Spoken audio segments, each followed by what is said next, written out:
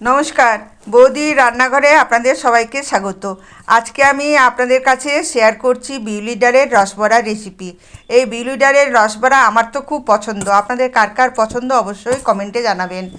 আর নতুন বন্ধুরা যারা আমার ইউটিউব চ্যানেল থেকে দেখছেন তারা অবশ্যই লাইক, কমেন্ট ও শেয়ার করে আমার পাশে থাকবেন, আর পাশে থাকা বেল আইকনটা প্রেস করে দেবেন।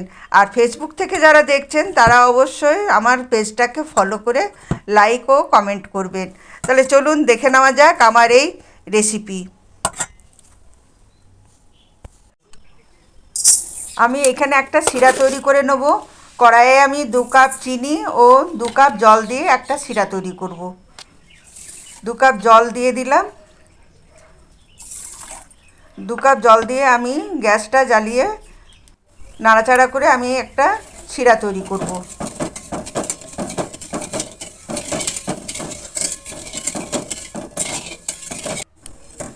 চিনিটা গলে দেখুন এইরকম শিরা তৈরি হয়েছে।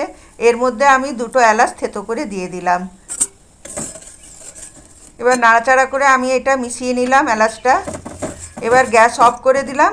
গ্যাস অফ করে আমি এই শিরাটা একটা পাত্রে ঢেলে রাখবো। একটা পাত্রে ঢেলে নিলাম। এখানে আমি আগের থেকে 100 গ্রাম কলাই ডাল ভিজিয়ে বেটে নিয়েছি। এখন একটা থালায় আমি এটা ঢেলে নিলাম। এবার এর মধ্যে সামান্য একটু খাবার সোডা দিয়ে দিলাম, আর 10টা গোলমরিচ আর একটা শুকনো লঙ্কা আর 2টো এলাচ গুঁড়ো করে নিয়েছি।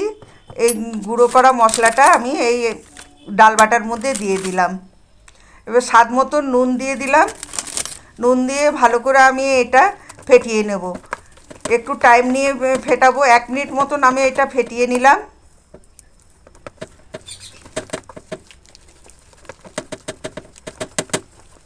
যত ফেটাবো তত বড়াগুলো ফুলে উঠবে। আমার ফেটানো হয়ে গেছে। এবার গ্যাসে আমি কড়াই বসিয়ে দিয়েছি। কড়াইয়ে তেল দিয়ে দিয়েছি। তেলটা গরম হয়ে গেছে। এই তেলের মধ্যে আমি 2 চামচ ঘি দিয়ে দেবো। ঘি দিয়ে ভাজতে পারলে তো বড়াটা আরও ভালো হয়, কিন্তু আমি তেলের মধ্যে 2 চামচ ঘি দিয়ে আমি বড়াটাও ভাজবো। এতে বড়ার স্বাদটাও খুব সুন্দর হয়। তেলটা গরম হয়ে গেছে। এবার ছোট ছোট করে আমি বড়াগুলো ভেজে নেব। ছোট ছোট করে আমি তেলের মধ্যে বড়াগুলো দিয়ে দিলাম। বড়াগুলো দিয়ে আমি সঙ্গে সঙ্গে নাড়ব না। 1 সেকেন্ড মতন বড়াগুলো হতে দেবো। তারপর নাড়াচাড়া করে আমি বড়াগুলো ভেজে নেব। উল্টে পাল্টে বড়াগুলো ভেজে নেব। লাল লাল করে আমি বড়াগুলো ভাজবো।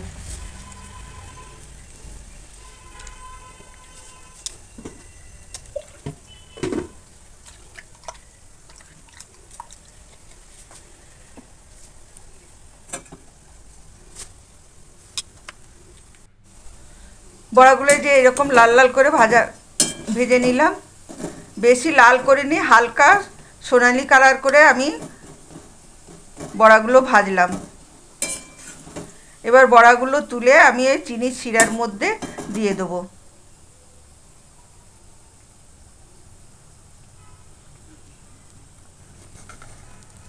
চিনির শিরার মধ্যে দিয়ে দিলাম।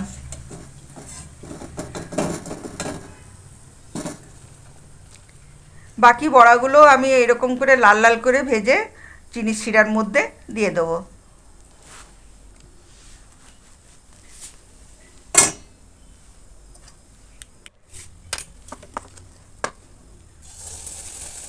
বাকি বড়াগুলোও ভেজে নিলাম।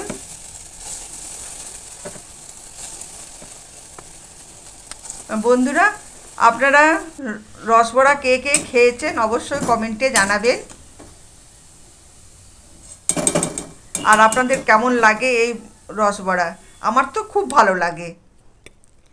10 মিনিট ভিজিয়ে রাখার পর আমি বড়াগুলো একটা প্লেটে সার্ভ করে নিচ্ছি।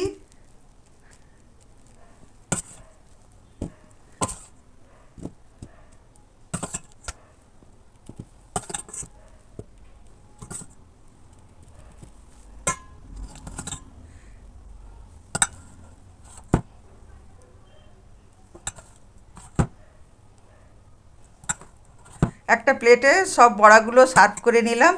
একটা আমি আপনাদের ভেঙে দেখাচ্ছি।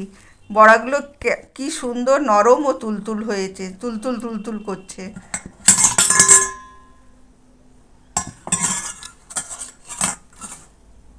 একদম তুলোর মতন স্পঞ্জের মতন নরম আর তুলতুল তুলতুল করছে।